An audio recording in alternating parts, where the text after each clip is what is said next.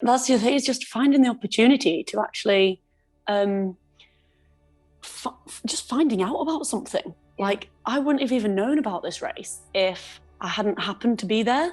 And that's, for me, is like, especially at the moment, you know, the whole International Women's Day, I think that there's so many opportunities are closed off or just aren't out there for young women to see, that we don't know that that's something that you can do.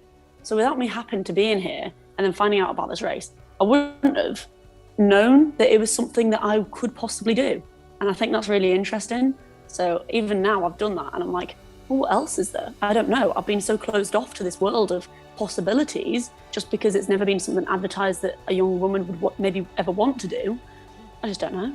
But Jasmine, that's why I wanted to talk to you, because, you know, I think you're such an inspiration to lots of, you know, young women out there. And you're so right. Unless these things get spoken about and get showcased, then you'd never get to realise what opportunities that are around the corner. How long did you train for then, Jasmine? It can't have been that long before you sort of set off. No. So I started really in January last year. That's when I started in the gym. Things I've been like sporty and enough beforehand, but really trying to build up my strength started in January. And then the actual, I call it the proper training, was out on the water on my boat, but I didn't get him till July. And then it was quite late. This is what COVID really annoyed me for. I was meant to get him in like the March, April time, and it was in July. And then it was do 120 hours minimum out on the water before you're even allowed to like set off. And there's all the other trainers. And in that preparation journey, did you meet any other sort of inspirational women? Did you hear about any other women who had undertaken what you were hoping to do in the run-up to it? I had the previous record holder that did it 10 years ago from America. So she found out that I was doing it and she was like, oh wow, this is amazing. This is everything that I wanted, and started out by saying that she has always said, if somebody's going to break my record, you've got to do it right. And this girl she's doing it for these charities, she's doing it for the right reasons, this is amazing. And so I need to contact her back and be like, wow, we've done it, we're both, how similar are we? And we actually completed it in the same time. We both took 70 days. Oh my God, amazing. I can't get my head around 70 days at sea by myself. And I mean, were you always as calm and relaxed as you are now, and like just took every day as it came? Did you have really stressful times? I'd love to know what it was like out on the water. Well, to start with, I think now, like, being out on 70 days on an ocean by yourself, I think, wow, I couldn't do that. 70 days, that's a long time.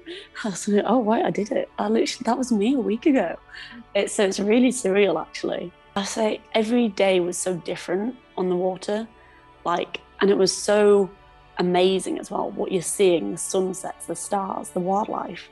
Actually, the time went so quickly because I knew that I'm so privileged to be here in this moment and to embrace every single second. But actually the time couldn't last long enough as well, because it's like, wow, I just want to keep taking mental pictures constantly and remembering it. I just put myself back in a moment and I'm like, that was just the best. And I knew it was at the time, but I couldn't appreciate it enough. To do a challenge like this needs all the elements and all those positive sides to our mental health and our minds to see a challenge like this through. And it's rare to see such an amazing display of that, and through the challenge that you've just done, it should be really celebrated.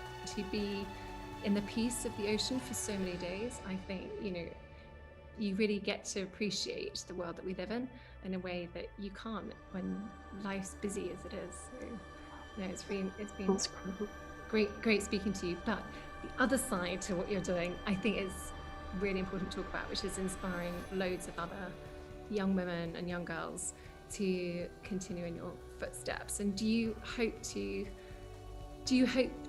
inspire them, and do you hope to, through what you've achieved, hope to leave a legacy behind you with that regard? Inspire is a very big word, I think, and it's almost like I feel like I'm not quite worthy of inspiring people. I want to that yeah, but you know, and I want to show people that it is possible. Just educate and say, look, you can do something if you want. I've shown you that this can be done. Yeah. And so there's anything else that you thought maybe you couldn't do, but I don't want you to look up at me and go, she's amazing, she's going to do this, that. No, do it yourself now. That's sort of what I want, is to push and motivate people to get up and do something. And what advice would you give any young women who wanted to follow in your footsteps? I would say that you can do it if you set your mind to it, to ask questions, embrace everything, but also don't listen. That sounds very controversial, but the amount of people that try and tell you something, don't listen to them. You're your own person. If I'd have listened to the first guy that came into the bar when I was serving a pint and he walked in and he said, "Given up yet?" If I listened to that, that would hit me, and I wouldn't have made it here. So take it on board, just be careful what you do. And do you think what you've achieved now would hopefully change perceptions about what is achievable for young women? I really hope so. The amount of people that think that something can't be done, and it can be, because what I would quite like is to change the male perspective as well on the females. And so it's not just about the women believing that they can do something, because we can. Like, we kind of know that already. It's actually what everybody else sees and the image of us. And so for me to be able to change a 50-year-old man's mind that a young woman can do this, I would rather have that than telling a lady they could do it, because we already know that. We do know that deep down. It's just the external factors that say you can't. So it's a much bigger picture that I think is really important to change. Absolutely. Well, your achievement has made massive progress in helping to change that perception. So yeah, if nothing else, it's given a huge door opener for so many other young women to see, actually, with that idea, with determination, with bravery and confidence, so much is really, really achievable. So a huge well done. It's been so nice to chat with you, Jasmine, honestly. It's really great, and I hope you have a safe flight back and enjoy seeing your doggies back in Yorkshire. Yeah, well, thank you. It's been really nice to talk to you. Such like a surprise. And I was like, oh, right, okay, when you get that call, it's like, oh, maybe I have done something big. Okay. So honestly, you should be so proud, and massive congratulations. And I'd love to meet in person if we can in the future. So hopefully that'd be awesome.